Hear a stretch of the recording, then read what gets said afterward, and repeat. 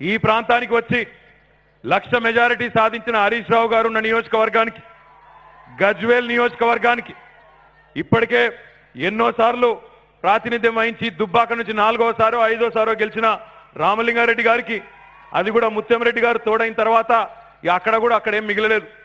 దుబ్బాక ఏకపక్షమే, మెదకు ఏకపక్షమే. మొత్తంగా చూసినట్టయితే అన్ని నియోజకవర్గాల్లో కూడా ఒక ఏకపక్షమైన వాతావరణం ఉన్న ఈ నియోజకవర్గానికి వచ్చి కొత్తగా నేను చెప్పేదేం లేదు. కానీ పెద్దలు హరీష్ రావు గారు చెప్పిన దాంతో నేను ఏకీభవిస్తా ఉన్నా. ఈరోజు పోటీ మనకు కాంగ్రెస్కు బీజేపీకి లేదు.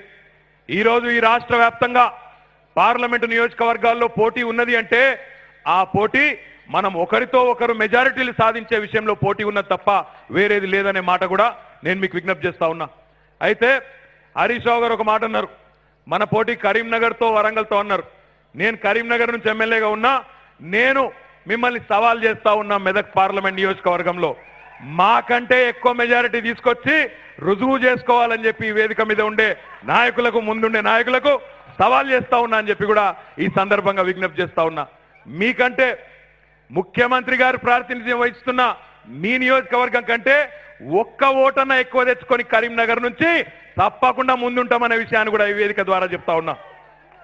ఇక మీకు మరి బాబామరుదులు కాదు, నేరుగా ముఖ్యమంత్రి గారితోనే.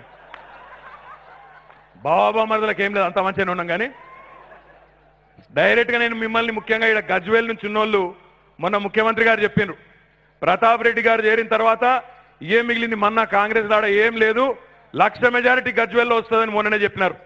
ఇప్పుడు మరి 1,00,000 గజ్వేల్లో వచ్చి, 1,00,000 సిద్దిపేటలో వచ్చి, 1,00,000 పటాన్చెరులు వచ్చినాక 5 లక్షలు కాదు, మీ వాళ్ళ లెక్కలు తప్పున్నాయి. 7 లక్షలు రావాలి మరి ఆ లెక్కకు.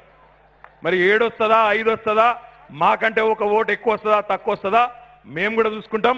మరి మమ్మల్ని రెచ్చగొట్టింది ఇక్కడ మమ్మల్ని ఇప్పుడు, కాబట్టి మేము కూడా మా కరీంనగర్లతో మాట్లాడి మీకంటే ఖచ్చితంగా ఓ 2 ఓట్లు ఎక్కువ తెచ్చుకుంటామనే మాట కూడా ఈ సందర్భంగా విజ్ఞప్తి చేస్తా ఉన్నా. షరతు కడతావా? ఇక లింగనని అయితే షరతులకే అంటుండు, ఇక లాభం లేదు. ఇక మేము కూడా సవాల్ తీసుకుంటాం భయ్. ఇంత మీరు పిలిచి మెదక్లో తొడగొట్టి సవాల్ చేసినాక మాకేమన్నా లేదా రేషం గిన్న?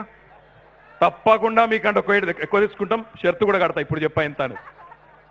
మీ అందరికీ నేను చేసే విజ్ఞప్తి ఒకటే, ఈరోజు దేశ రాజకీయ పరిస్థితిని ఒకసారి చూడండి.